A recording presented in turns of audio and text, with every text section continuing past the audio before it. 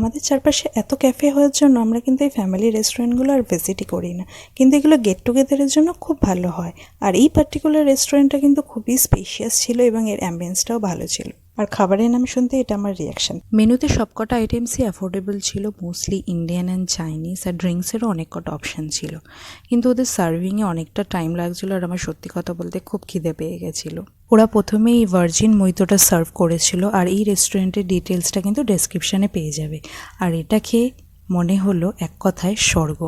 তারপর ওরা মেন কোর্সে chicken noodles, chicken fried rice আর চিলি চিকেন সার্ভ করেছিল। নুডলস খেতে খুব একটা পছন্দ করি না, কিন্তু এখানে নুডলসটা বেশ ফ্রেশ ছিল এবং চিলি চিকেন দিয়ে এর কম্বিনেশনটা কিন্তু এক কথায় অসাধারণ লাগছিল। আর ফ্রাইড রাইসটা থেকেও একটা স্মোকি ফ্লেভার আসছিলো এবং গ্রেভিটা দিয়ে খেতে কিন্তু বেশ ভালো লাগছিল। তারপরে আমি চলে গেছিলাম আইসক্রিম খেতে। এই স্মাইলি আইসক্রিমটা আমার ফেভারিট। তোমাদের কাদের কাদের ফেভারিট আমাকে কমেন্টে জানিও। Till then by.